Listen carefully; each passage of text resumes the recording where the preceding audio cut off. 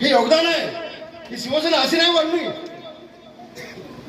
बांधवांनो, शिवसेना अशी नाही वाढली. उद्धव ठाकरेंना, आदित्य ठाकरेंना त्याची कल्पना नाही. ह्या शिवसेना वाढण्यासाठी अनेक अनेक शिवसैनिकांचे खून झाले, हजारो शिवसैनिकांचे खून झाले.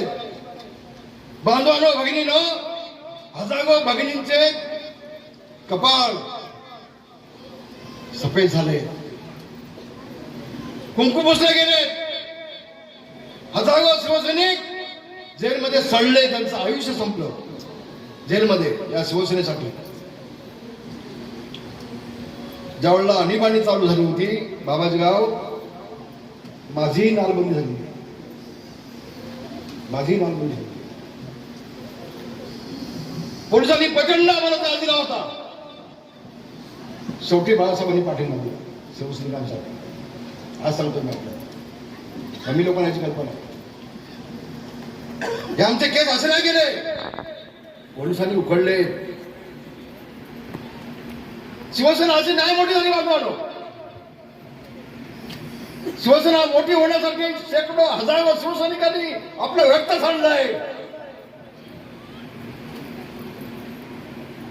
आणि बाळासाहेब त्याची काळजी घ्यायची, बाळासाहेब काळजी घ्यायची. 1978 सालामध्ये एक प्रकरण झालं होतं.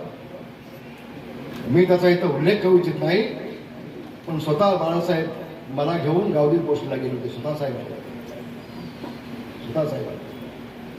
ते बाळासाहेब कुठे आणि उद्धवजी आपण कुठे, आपण कुठे. बाळासाहेबांच्या एका शब्दावरती हजारो शिवसैनिक आपलं जीव द्यायला तयार होते. तेवढं मातोश्रीतून प्रेम मिळत होते. आज काय, आज काय, ही शिवसेना अशी नाही मोठी झाली.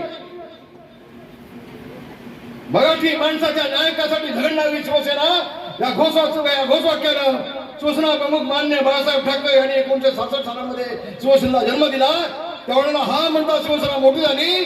ती शिवसेना मोठी कोणी केली असेल तर माझ्या कोकणी माणसाने मोठी केली. होय, कोकणी माणसाने मोठी केली. माझ्या कोकणाने शिवसेना मोठी केली. उद्धवजी, तुम्ही या कोकणी माणसाला संपवण्याचं पाप केलं. या कोकणाच्या नेतृत्वाला संपवण्याचं पाप केलं. आज दुःख होत आहे, वेदना होत आहे. शिवसेना प्रमुखांचे विचार कुठे आणि आपण कुठे चालला. अरे कधीतरी स्वतःचं आत्मपरीक्षण करून बघा, बघा. कालची लोकसभेची निवडणूक झाली, मला अतिशय आनंद झाला. लोकसभेच्या निवडणुकीमध्ये माझ्या सगळ्या कोकणवासियांनी दाखवून दिलं, अगदी सिंधुदुर्गापासून पालघरपर्यंत. होय होय, आम्ही आज देखील हा सगळा कोकण भगव्या झेंड्यासोबत आहोत. शिवसेना प्रमुख माननीय बाळासाहेब ठाकरे सोबत आहोत. आम्ही बाळासाहेबांसोबत आहोत. ही भूमिका लोकसभेमध्ये देखील माझ्या कोकणवासियांनी दाखवून दिली. त्याचा मला अतिशय आनंद होतोय. एबीपी माझा, उघडा डोळे बघा नीट.